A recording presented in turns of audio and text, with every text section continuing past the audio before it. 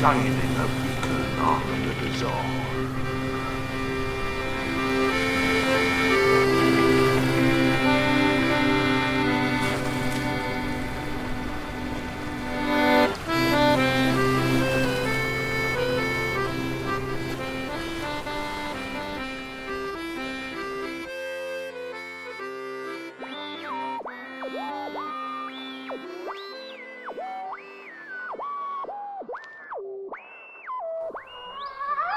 Right, just fucking turn this knob here. Let's just try and get it right. Now, where is it? Bloody hell. Right, almost there. Oh God. I can't get it. Hey, up, Arkin. Is it on? You got it on yet? Oh, man, I'm just trying to tune bloody radio in. What's with trippy noises? It don't sound right, does it? And I think it's bust. I think bloody radio's knackered. Go on, it's going to be on in a minute. We want Des Island Disc. It's my favourite. It's one with Jarvis Cocker and everything. Oh, mate, come on, I've nearly got my pipe lit here. Right, no, just give it a go. Right, I'll just give it a bit more of a turn at dial. Mate, looks up plug. Oh, shit. It's not even plugged in. What's all trippy noises? Is that... Look how bloody wit. Oh, they're back. The dolphins. Freaking back out. Dolphins. They're laughing now. Got a couple of bloody whales. whales. What's going They just on? start taking pics. Oh. Don't you bloody flick V's at me. I'll tell you something. I'll be out with Bat, you little fuckers. Oh, God, that's no good, is it? Do you know what that is? Do you know what that's classed as, Arcade? That's classed as a fucking sonic attack. Little buggers. Oh, I'm absolutely up to here with them. I really am, but bloody hell. I think I've got it on catch up anyway. We're ain't going to get tuned in now. I think we're a bit too No, late. we're a bit too late started now, isn't it? Yeah, we'll I like the beginning and all. yeah, well, that's it's the theme music. It's great. Yeah. Isn't it? That's what we like. We like the music more than anything else. Cosy atmosphere. But I tell you what else is a cosy atmosphere. Ooh. Kraken Cove! Oh, yeah, baby. That's it. We're the podcast that shines a beacon onto the bazaar.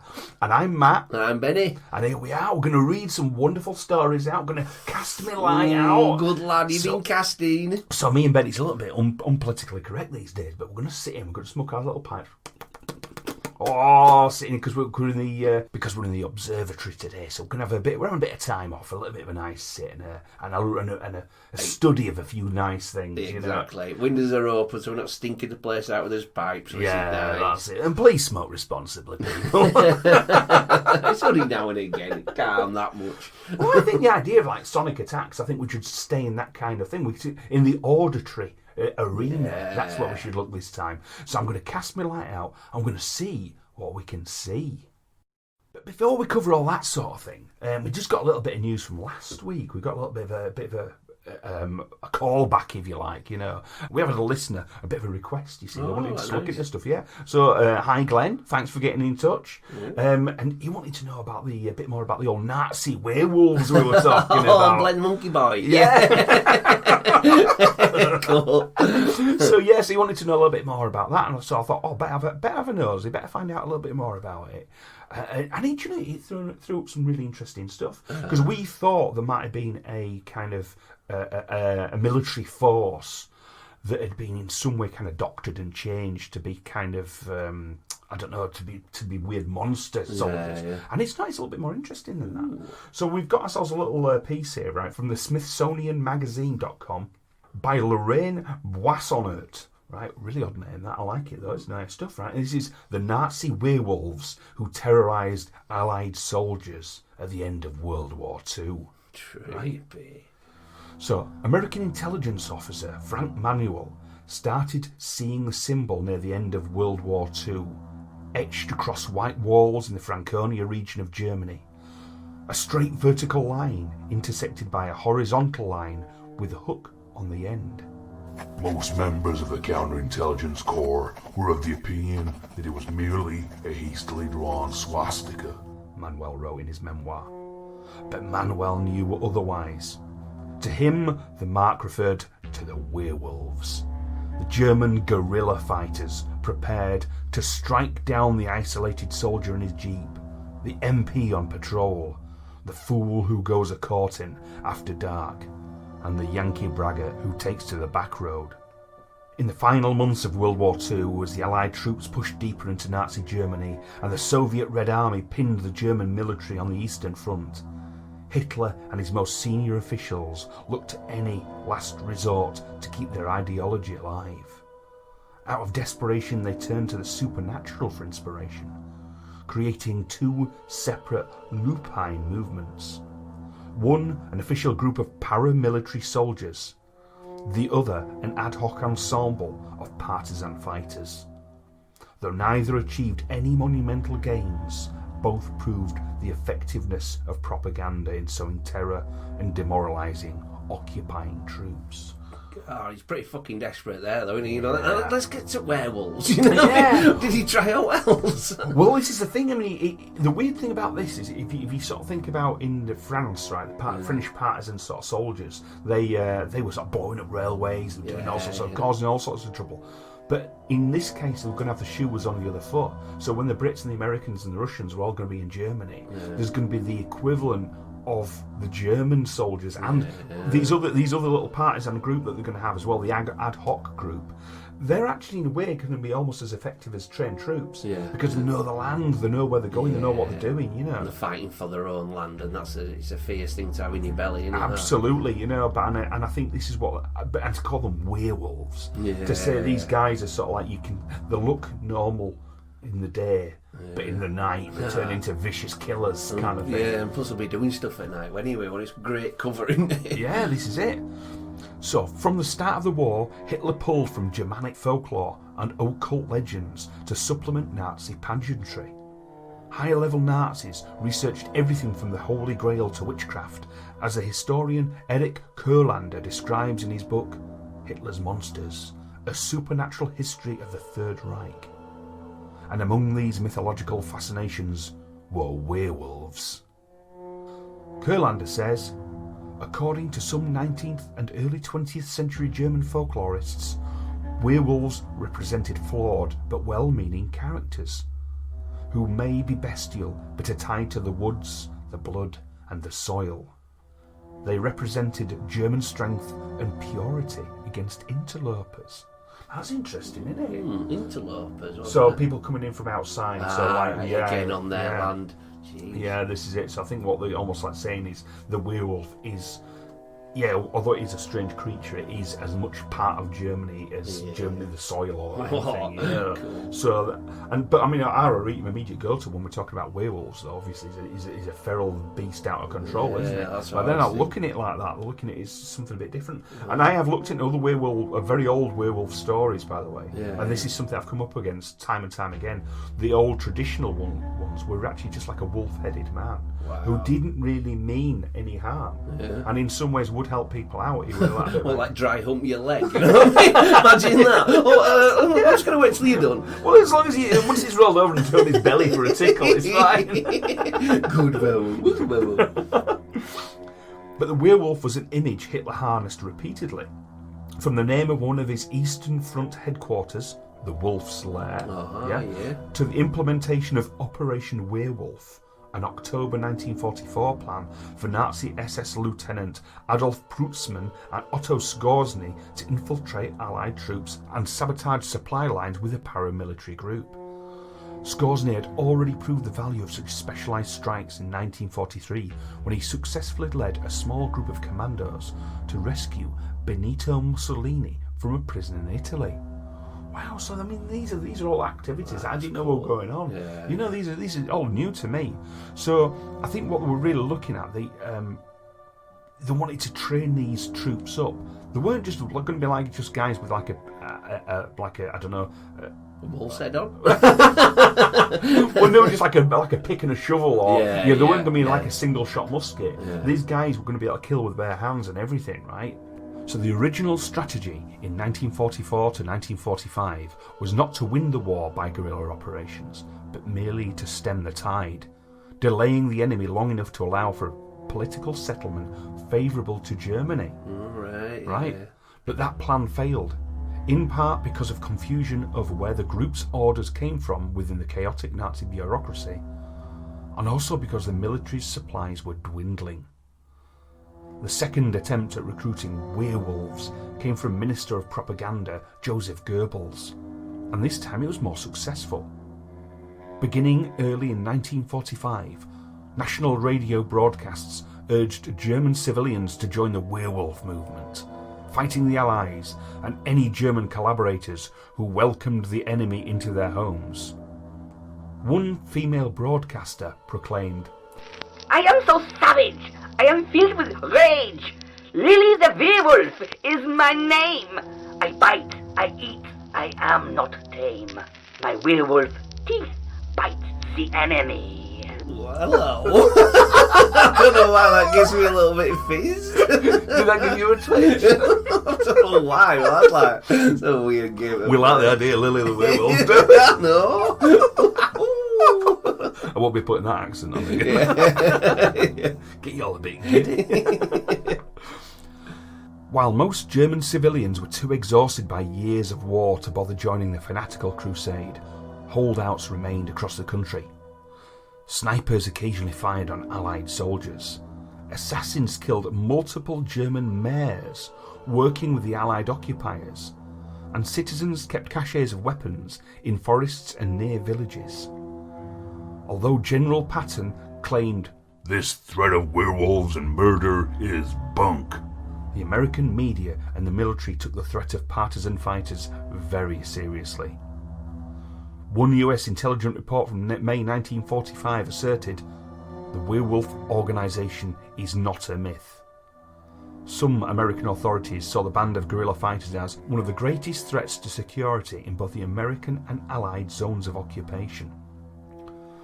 Newspapers ran headlines like, Fury of Nazi werewolves to be unleashed on invaders, and wrote about the army of civilians who would frighten away the conquerors of the Third Reich before they had time to taste the sweets of victory. An orientation film screened for GIs in 1945 warned against fraternizing with enemy civilians, while the printed Pocket Guide for Germany emphasized the need for caution when dealing with teenagers. Soldiers on the grounds reacted strongly to even a hint of subterfuge. In 1945, two German teenagers, Heinz Petri and Joseph Schroner, were executed by an American firing squad for espionage against the US military. So they were doing it, but I think this is something that's a little bit lost to history. The fact that, it was a successful effort, really. It's perfect kind of not just propaganda, but you're thinking it sounds cool to join. It's on your land, you know what I mean? You're in a cool gang of werewolves. And then for GIs and English and Allies and that, you think, you know what? They're fucking werewolves. That's that's it. It's super cool, especially if you're a teenager that hadn't had your chance to get to war. You haven't had your chance to get to battle, and you're thinking, do you know what I'm going to do? I'm going to be one of these bloody werewolves, exactly. mate. I mean, propaganda will be saying, right, Yankees come, they just rape your village and kill everyone. If you don't do something, you know what I mean? Yeah, that's it. You've got to fight or, or be killed kind of thing. That's right. So, while the werewolf propaganda achieved Goebbels' goal of intimidating Allied forces, it did little to help German citizens. It stoked fears, lied about the situation, and lured many to fight for a lost cause. The werewolf campaign endangered those German citizens who welcomed the Western occupiers and were active in the local anti-fascist groups at the end of the war.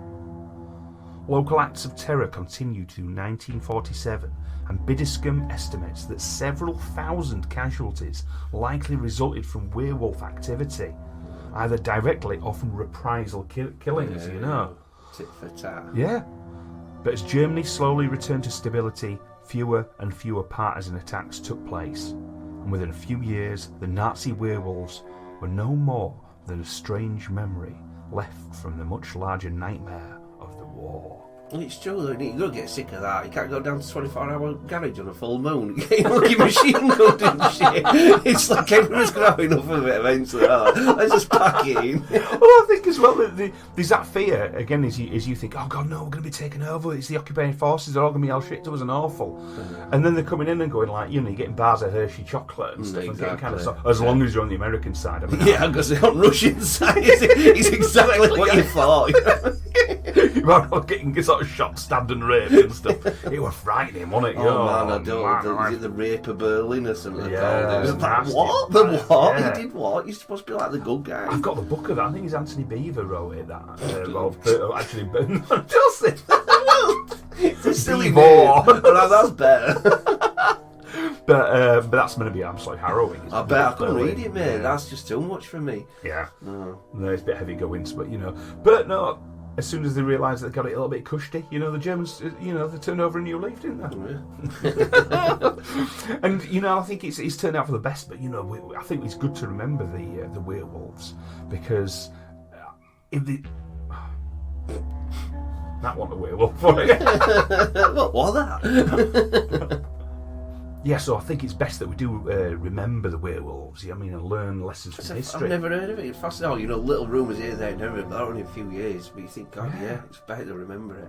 And in a weird way, it takes a massive, especially after all the war years, it takes a massive act of, for want of a better word, bravery to actually just still have some fight left in you. And although, the Nazi Germany, it's nothing to admire, one thing is it's that absolute tenacity to sort of like, as Hitler wanted, to sort of fight to the last man and the last bullet. When he chipped to bloody Brazil. Oh, I know, he's definitely, that's another story for later, isn't it? Brazil, do do do do do do do.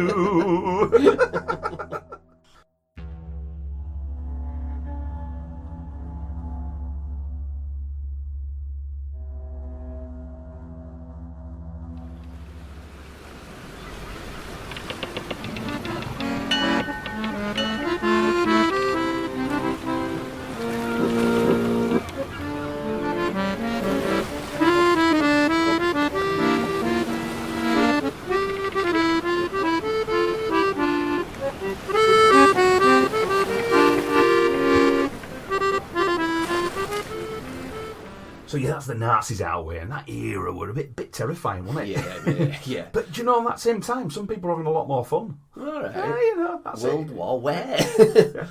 So we're going to ask the question, right? Matt Simon for Wired magazine has asked a brilliant question, right? Why is the sky blue? It's packed with sexy energy, of course. Beautiful. Which I love that, right? Sexy energy. Yeah. So, as he writes here, I know of a simple box that can radically improve your health. A device so powerful that the FDA once banned it and condemned its inventor to prison.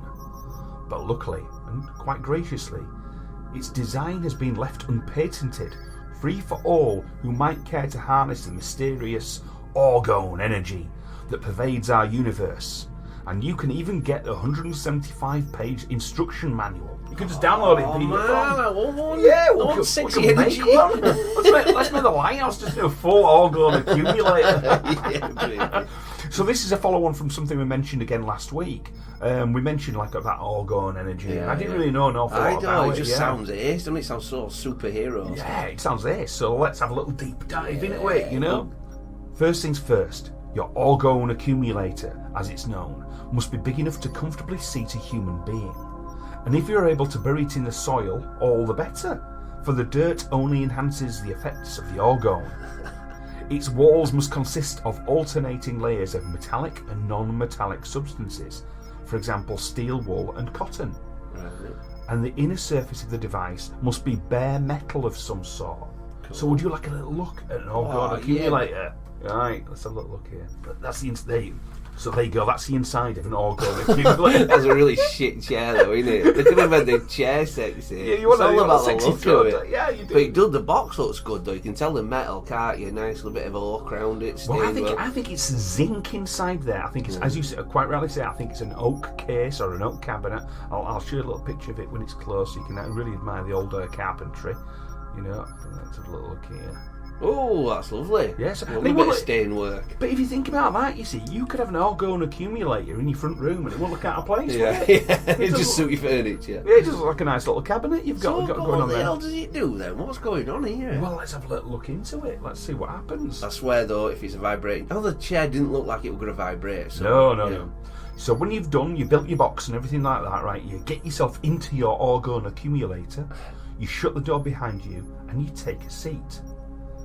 After a few minutes, your skin will begin to tingle and you'll feel a sort of warming. Your heart rate will stabilise at a Goldilocks pace, neither too high nor too low, so it hits the perfect sweet spot. Yeah, exactly. Cool. You will feel, in a word, enlivened. But take care not to stay too long. The minute you begin to feel nauseated, make your exit, for your body has been charged to the capacity with orgone. So what's making the power? It ain't the metal and the wool and the those layers of it. Is there something you put in there? What is it? Well, what you plug it is, it in or what?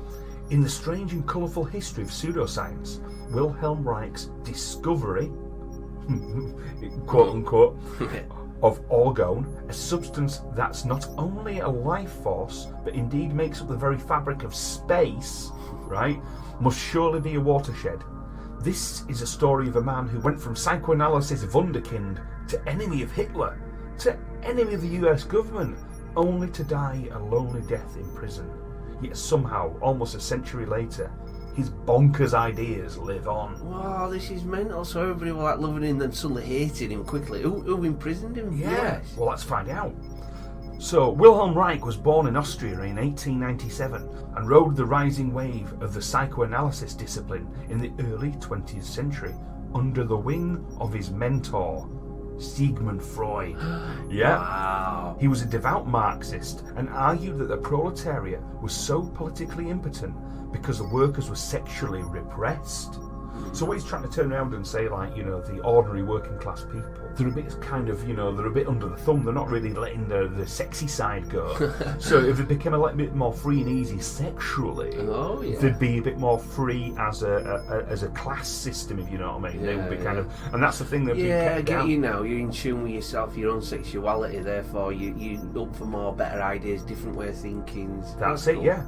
So revolution, Reich claimed, could only happen with an uninhibited release of sexual urges. Yeah. So it's a good idea when people compare him sometimes as like Sigmund Freud meets Lenin meets Larry Flint. Cool. Yeah. Moscow rejected his views as rubbish. Now, of course, him being a Marxist, what Moscow thinks of things is quite important to them. They thought it was absolute rubbish. But more importantly, the Nazis took exception to Reich's claims that, like the proletariat, German fascists also suffered sexual repression. And he wisely fled to Scandinavia. And it was there that he discovered orgone energy, which he compared to Freud's notion of the human libido, only on a much grander scale. How does he come across this then? You know what I mean? Just out walking. Well, I think it's all theorising, you know what I mean? But he was jumping to a lot of conclusions. He was coming up with an idea and adding everything together, and it was just a variety of things that he saw and noticed, and it, almost like, as you say, while he was out walking, that he came to these conclusions. So, as he says here, his idea is that orgone is everywhere, usually manifesting as the colour blue. So the sky is blue not because of the molecules in the atmosphere scattering blue light better than red light, but because it's positively saturated with orgone energy. Same with the oceans. And the colour of illuminating decaying wood is blue, Reich wrote. So are the illuminating tail ends of glowworms, St. Elmo's fire, and the aurora borealis. And those rippling waves of heat you see coming off of a hot road, that's orgone energy as well, moving west to east faster than the Earth rotates. So he's seen like waves, he's seen colours, he's seen everything in nature, and to him, it's not just that's what the colour of things are, or it's a matter to do with light shift. No, it's orgone energy, solid. Is that why they call them blue movies? It could be. It's a bit of blue for the dads. So when it comes to organic matter, according to Reich, the building blocks of life are not cells, but bions that he claimed to have observed. So he says a biome, it consists of a membrane surrounding a liquid and pulsates continually with orgone energy. This pulsation is the dance of life, the basic convulsive rhythm of the love, which finds its highest expression in the pulsation of the orgasm formula. Right? So you and me are essentially made up of lots and lots of tiny sexiness. And these bions reproduce asexually by division, just like bacteria. So this is what he's basically saying, is every part of us, every cell in our being, wants to multiply. Yeah, yeah. And so the urges within ourselves, those sexy feelings, that's just an accumulation of all these cells within our bodies. Yeah. That's what they want to do. They want to multiply. We want to multiply. Wow. So it's that's a it. basic urge of the animal, So it is all these little cells, these little bions, they're just tiny little sexy things. That's it. Yeah. So Reich relocated to the US in 1939 and set up shop on Long Island. So all this is actually going to be going on during World War II and stuff like this, all this malarkey, you know. So while everyone else is sort of like fighting wars with Germany, he's putting himself in a box and playing wanking off or something. That's his sexy side. Yeah. So, and he set up shop in Long Island. A year later, he invented the aforementioned Orgone Energy Accumulator, which concentrates the energy that's going to waste all around us. It was, as one of Reich's colleagues put it, the most important single discovery in the history of medicine, bar none. Wait, you're all about sexy stuff, not like the... A lofty statement that's perhaps immediately invalidated by the addition of bar none. So that's what he did. He built this box. So the therapeutic effect of the Orgone Energy Accumulator were nothing short of miraculous. In one pamphlet it said, in severe cases of burns... I knew you were going to be stupid, isn't it? In severe cases of burns, experience has revealed the amazing fact that no blisters appear, and the initial redness slowly disappears. The wounds heal in a matter of hours, and severe burns inside the Orgone Accumulator will cure within like a day or two. Wow. So that's what he's reckoning. And this is the amount of sort of like power and energy it's accumulating there. And it says the box's concentration of Orgone can even sterilise wounds, treat colds, arthritis, ulcers, and yes, even cure cancer if it's caught early enough. Now, for me, see, Wilhelm Reich, I think he believes it. Yeah. I think he's absolutely. I don't think he's just a bunkum man. He's not a full charlatan, you know. Yeah. I think he does believe it. The thing is, you see, because he's. I think he's pushed it a bit far by all these claims. You know, he's pushed it. He's in America now. He's not just sort of like in sort of like a little town or a little country. Yeah. He's in big old the US of A. He's selling it to the government and stuff. Well, this is it. Well, it's in the 90s. This has been going on for a while. It's now in the 1950s. He's got his all going accumulator. He's selling it to people. People are believing it, and of course, there's sort of like perhaps shunning more conventional medicines in favour of this. So it's like, I mean, to be honest, now the Orgone accumulator probably do really well with like Gwyneth Paltrow and Goop and stuff like that. Won't it, you know? But the thing is, it's a danger. So the FDA, the Federal, the Food and Drug Administration in America, they shut his operation down, right? And they went pretty far. So they'd warned him against selling his accumulators, right? And the FDA ordered all Orgone literature and devices destroyed. And they attacked Reich's lab where he was making this stuff with axes. So they went in and smashed it. It was like, absolutely. I hit the nail on there. They went in, smash it up, boys. Yeah. And just totally did his lab in and everything. Makes me right? a bit more suspicious that he were right or something, though. Don't know when they're doing it that heavy handed. Well, this is it. But then Reich continued profiting from the accumulators. People were still getting them, wanting them. It were all, it were all sort of like, it was already... Underground. Yeah. And but then he was sentenced to federal prison. They locked him away. They said, look, you've been telling fibs, you're full of it. So they sent him to jail. And he died there in 1957. Oh, so he didn't last long in prison? Like No, I think he was 30 years or like 7 years or something. Yeah, but there's some people really were really into it, you know what I mean? So William Burroughs, massive advocate, Jacques Kerouac, big guy into the organ, big people are using things like this as well. There were loads and loads of different people in the sort of the fringes of things. So there's like a band Devo, much later on, they sort of think, there's something in this. So the reviews are pretty good then, you know what I mean? If you bought it today, your Amazon reviews would be like, they all go I'm just make you sexy. Well, the thing is now, there's a lot of Orgone energy accumulators people get, and a big popular one is a crystal pyramid. Alright. Yeah, because one of the, rather than actually having the cabinet, people still believe in Orgone energy and think like a lot of crystal healing and all that kind of stuff. That's based on Orgone energy, you know? But as you know, I'm personally not a great believer in it, and I don't know whether there's anybody at the moment who's in the modern world who is pushing the idea of this sort of thing, you know. Yeah. But I tell you what though, it leads on to I've done a bit of fucking homework. Have you been doing a bit of casting? Bit of casting. It's a bit casting shit though. I'm arcade. going to warn you now because you do main cast, don't you, with full beam. So I've been out of bedroom window with me torch and that. And I thought, what does Arcade do? Oh yeah, it's Wikipedia, doesn't it? So just to clarify what we were on about last week, and it does go on nicely into this one. Noel Edmonds, and I'm not about him killing all them people live on telly or whatever he did. Because he did a couple, didn't he? He did, yeah, he's done a few murders, hasn't he? Yeah, he's a bit of a scallop. let's call them what they are.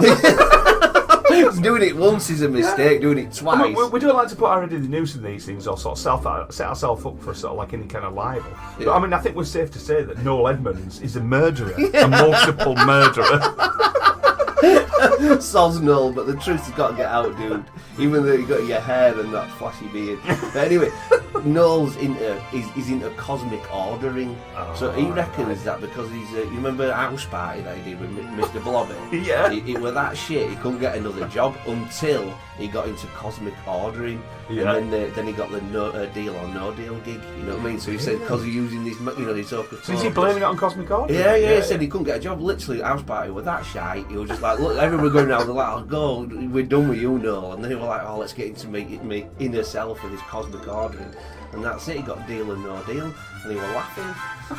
And he was at it again in 2008, and he reckons he's accompanied, and this is down to his cosmic ordering, by 2 melon-sized balls of energy that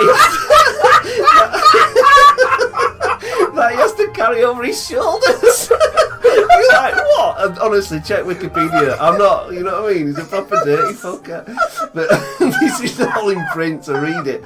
So, and he's well into the EMP pad, which is an electromagnetic pulse device that sorts out depression, stress, and cancer. I know, but that contradicts his, these 2 melon-sized balls that he's carrying over. I think you need to go get them checked out, Noel. Those balls are right. But doctors say that the EMP pad and other devices that produce low-frequency electromagnetic pulses don't do fuck all. That is the next step on from the orgona community. Exactly. Yeah, someone else is just having a crack at it, aren't they? Noel's well into it. He's going to keep he got his rolling. deal or no deal gig out of it, so he fully believes Where's he it. come up with his balls over his shoulder? I know. Is he basically saying I've got massive knackers? No, you've seen these balls. I could have made it sound like knackers, but he actually says that he's his mum and dad. You know what I mean? These balls of energy. His balls are his mum and dad. If we do get sued, can you crowdfund us, please? Because this is too funny not to fucking say. Yeah, we'll be setting on a Patreon for this.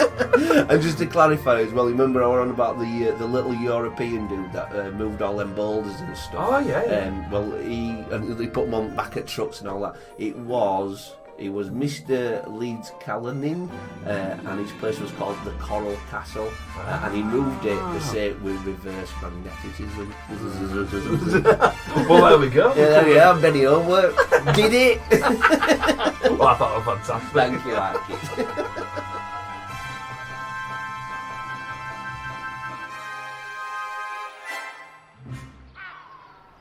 Heerlijk land van mijn dromen, ergens hier ver vandaan, waar ik zo graag wil komen, daar waar geen leed kan bestaan.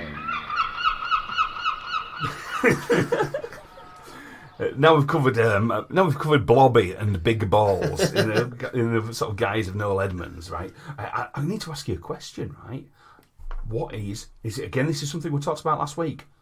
What is brown noise? Oh, because I've heard it that you can go to a rock concert and everybody got some Grateful Dead shit or something, and everybody's like rocking out and they're all tripped up and they're going for a new sound live and they just suddenly hit a note and that's it. It's just like it actually makes you, the vibrations make you shit your pants. So you could have a whole dead audience just like shiting. Well, weirdly enough, that isn't. Oh. Brown noise is something completely different. Now, I didn't realise, but I've actually been using brown noise here and there, right? Your coffee and your cigarette. Yeah, that's it. Makes a right brown noise afterwards. So, but what it is, have you heard of white noise? Yeah, it's just like Yeah. a interference kind of not, it's not there and it is there type. Yeah. Well, this is Rachel Lapidos for a Well and Good website, it's called, right?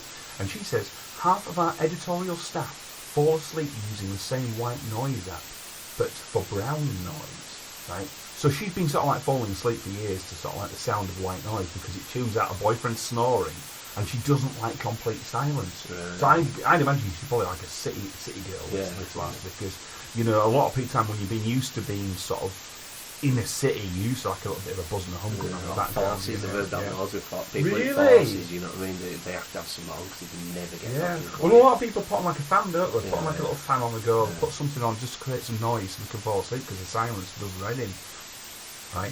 And these things that I like as well because of course now with apps and stuff, you can get white noise, you can get like little sea noises. Yeah, I like the sea noises, rain noises. Yeah, all that sort of rain noise is a massive one for me, Yeah. is that, But one she uses a dishwasher rinsing cycle. I'm recording that. Yeah. That that sort of thing. Or a cat purring. Right? Yeah. But she's discovered, what she's recently discovered, right, is brown noise. So Muzzle Lapidos says here, before I came to rely on the app, I had never heard of brown noise, or pink noise, or violet noise, or blue noise for that matter. And I always figured white noise was a standard in the world of colour-coded static tones that can help a gal clock some sleep. But then I learned that not only do several of my colleagues also credit brown noise for helping them to fall asleep, but they also use the exact same app. So what's the appeal? Well, at first listen, white, brown and pink noises may seem pretty similar, but each colour has its own frequency, which gives off a different pitch. So Sam Nicolino, a musician, sound engineer and founder, president and CEO of Adaptive Sound Technologies, says, brown noise has less high frequency sound energy than pink and white noise, and it resembles the sound of gentle ocean surf. That sort of like, I like it. So put it another way, it has more bass than white noise, making it more pleasant to listen to, right? So really that's the sound that we're on. That is what brown noise is. So how come they put them with colours and that, you know what I mean? Do you know, I don't know. Just they had to categorise them somehow so they can go I for think that. so, yeah, I think it must be like that, Wow. And listen, she thinks now, listening back, she thinks that white noise is a bit more shrill and panic-inducing, which I think it is a bit staticky, and pink noise is too screechy. But brown noise apparently is the sweet spot. That's and it's, I don't know why they choose the different colours, but it's a bit of a strange one. But that's the thing. But if we're going to study brown noise, we need to study the brown note. And that is what you were talking about. Right. The brown note. So the brown note, this is from Wikipedia, Oh, baby. is a hypothetical infrasonic frequency that would cause humans to lose control of their bowels due to resonance. Alright. And attempts to demonstrate the existence of a brown note using waves transmitted through the air have failed. So the name is a metonym for the common colour of human feces. Frequencies are supposedly involved are between 5 and 9 hertz, which is below the lower frequency limit of human hearing. So if you've been hit by the brown note, you wouldn't even know about it. You just bab yourself. Oh, man. Right? So it says here, right, the air is a very inefficient medium for transferring low frequency vibrations from a transducer to the human body. So something creating a note to you, air's pretty bad because obviously it just dissipates. Mechanical connection of the vibration source to the human body, however, provides potentially dangerous combination. So the US space program worried about the harmful effects of rocket flights on astronauts. Ordered vibration tests that use cockpit seats mounted on vibration tables to transfer brown notes and other frequencies directly to the human subjects. Very high power levels of 160 decibels were achieved at frequencies of 2 to 3 hertz. Test frequencies range from 0.5 Hz to 40 Hz, and test subjects suffered motor ataxia, so I don't know what that is, I think it's, Like motor skills. Yeah, I think so, yeah. Nausea, visual disturbance, degraded task performance, and difficulties in communication. So really, the brown note can work, but it doesn't necessarily mean you're going to shit yourself. Yeah, you know what I mean? But it's just bloody uncomfortable. Remember that old movie, The Shout? Remember that one? I do. That's such a good movie. Like, learn some like Indian secret of shouting. Be quiet or I'll shout you to death. Do you remember when he says that? And he had it as a superpower. He was like, be quiet or I'll make you go toilet in your pants. What a gift. Funny enough, Don't make me do it, don't make me. it's not just now, a little bit later on. But it comes up with something for that for you. Oh, baby, it's one of my favourite films. It's not exactly The Shout. Yeah, but but anything linked, yeah.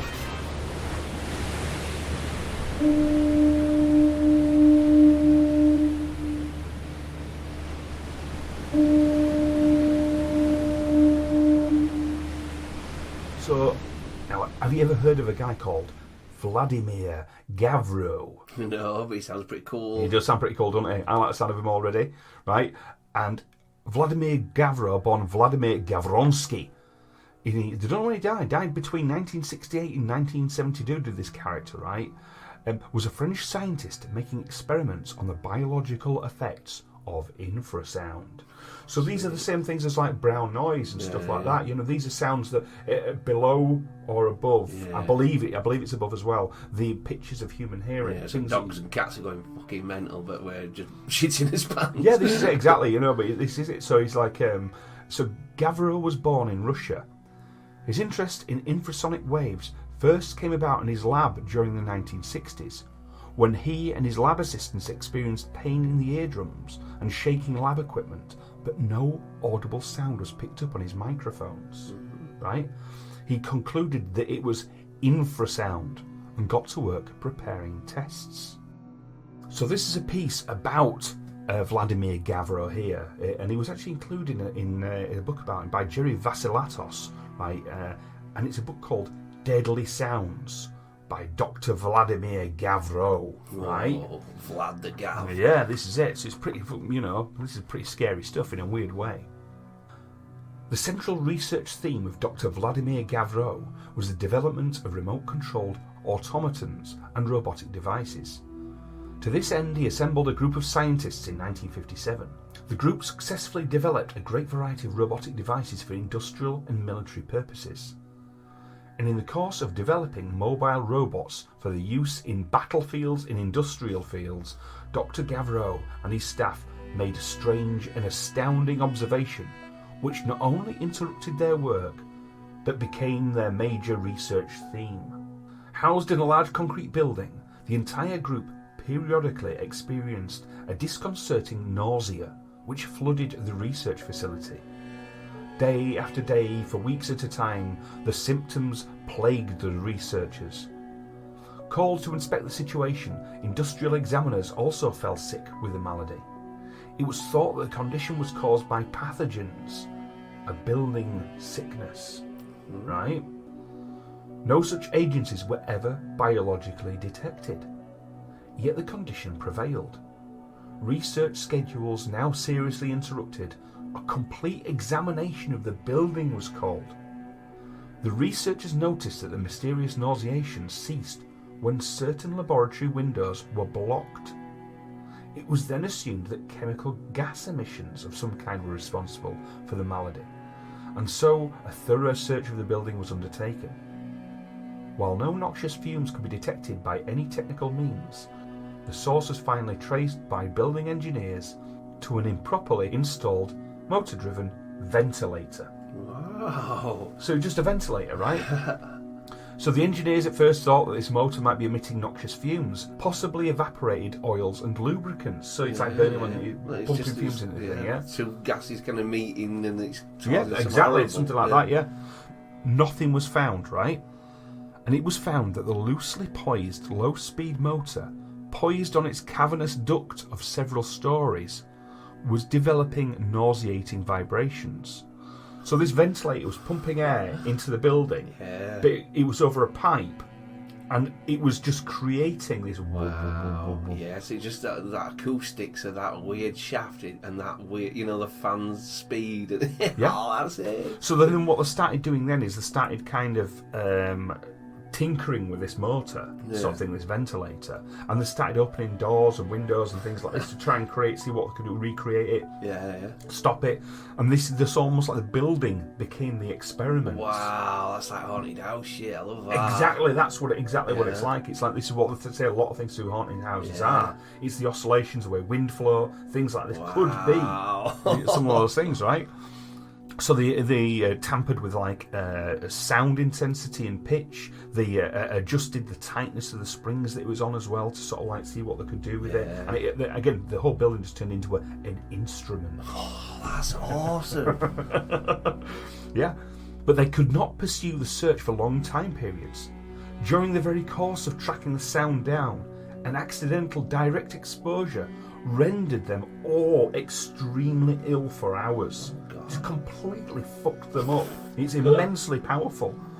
When finally measured, it was found that a low intensity pitch of fundamental 7 cycles per second was being produced. It became obvious that the slow vibrating motor was activating an infrasonic resonant mode in the large concrete duct, operating as the vibrating tongue of an immense organ pipe.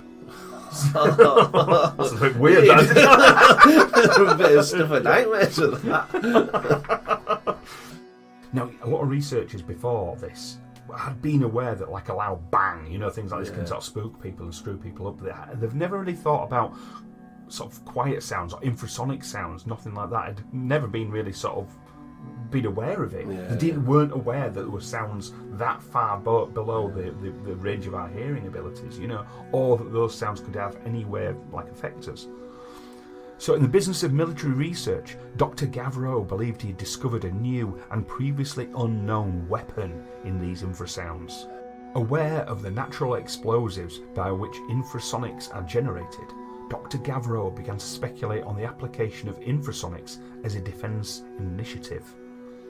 The haphazard explosive effects of natural infrasound in thunderclaps were quite effective in demonstrating what an artificial thundermaker can do. So you kind of feel it in your chest and your gut and everything like that, but it's like a one-off wham, isn't it, But now what he's looking at to do is focus these things, capture it, intensify it and fire it at people as what he calls an infrasonic laser. Oh my god, I'm glad he's doing some good with this shit, you know what I mean? He could be like frying vegetables, but no, he's supposed to fucking blow people up. That's it, Fucking hell.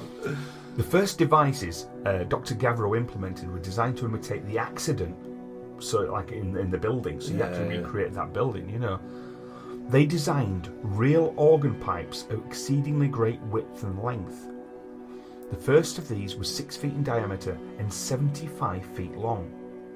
These designs were tested outdoors, securely propped against protective, sound-absorbent walls. The investigators stood at a great distance. 2 forms of these infrasonic organ pipes were built. The first utilised a drive piston, which pulsed the pipe output. The second utilised compressed air in a more conventional manner. The main resonant frequency of these pipes occurred in the range of death. Oh shit, oh my. Found to lie between 3 and 7 cycles per second. So that's what they're calling, it's like an anti-sweet spot, you know what I mean? It's like some steampunk fucking war, innit, you know what I mean? Yeah. These sounds could not be humanly heard. A distinct advantage for a defence system. So you won't know it's like a creeping death kind of thing, The effects were felt, however.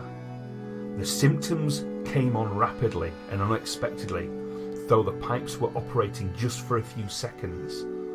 Their pressure waves impacted against the entire body in a terrible and inescapable grip. The grip was a pressure which came in on one from all sides simultaneously, an envelope of death. Ugh. Next came the pain, dull infrasonic pressure against the eyes and ears. Then came a frightening manifestation on the material supports of the device itself. With sustained operation of the pipe, a sudden rumble rocked the area, nearly destroying the entire test building. every pillar and joint of the massive structure bolted and moved.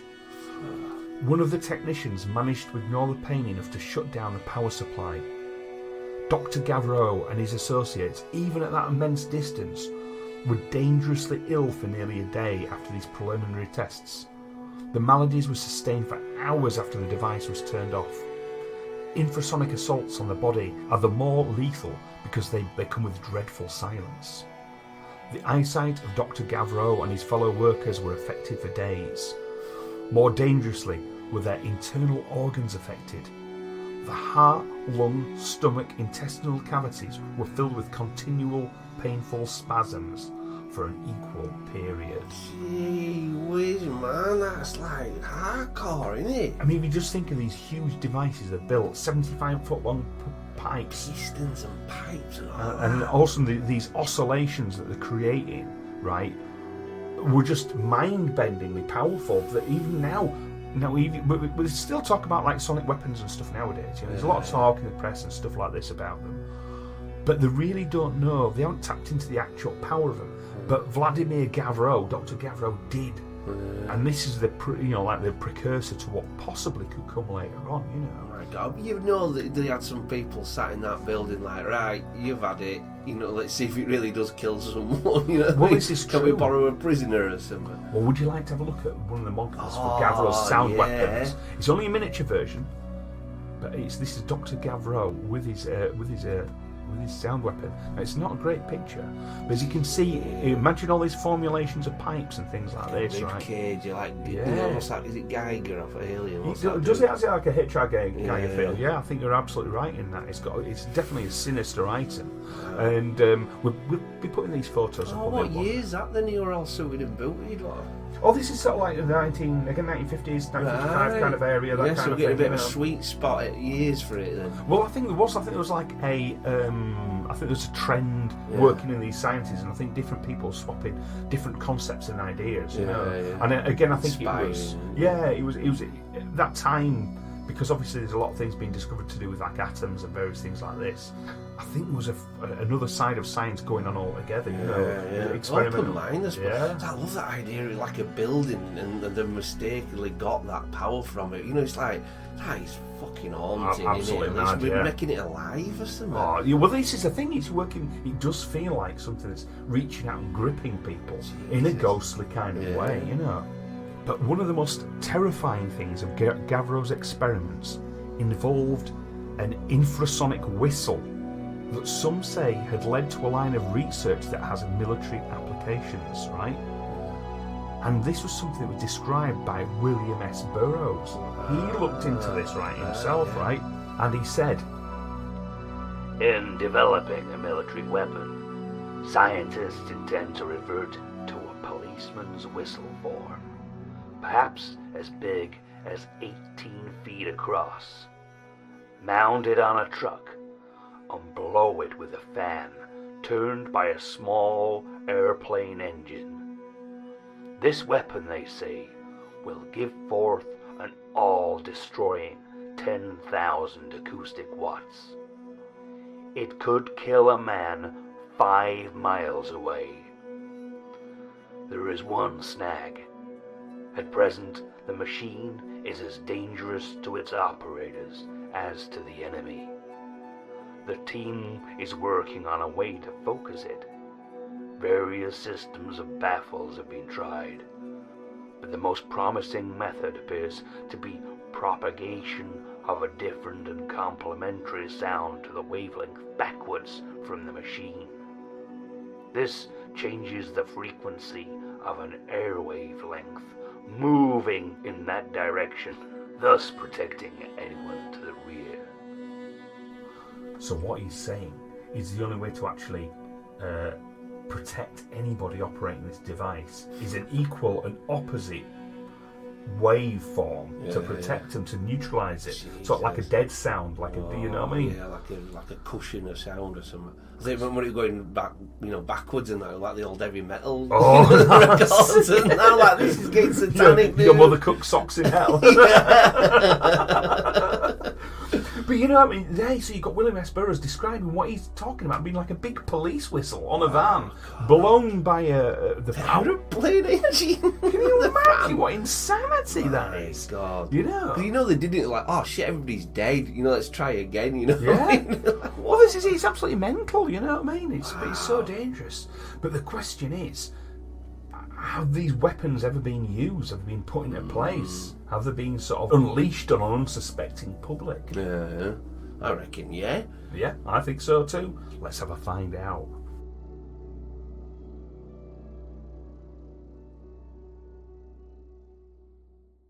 Well, I'm afraid you'll have to wait until next week to find out where the strange story of sound takes us. I promise it'll be worth the wait though, as in part 2 we'll look at the weaponisation of sound, but also some of the weirder sides of sound too, including the XF84H Thunder Screech, the Integratron, Tesla's oscillator, and we'll make a brief visit to the Dyatlov Pass. Thanks for listening, and from me and Benny, see you next time at Kraken Cove. Bye. There are 3 ways you may contact Kraken Cove. Either by email at krakencovepodcast@gmail.com, on Twitter at Kraken Cove, or Instagram at Kraken Cove Pod. Ha ha!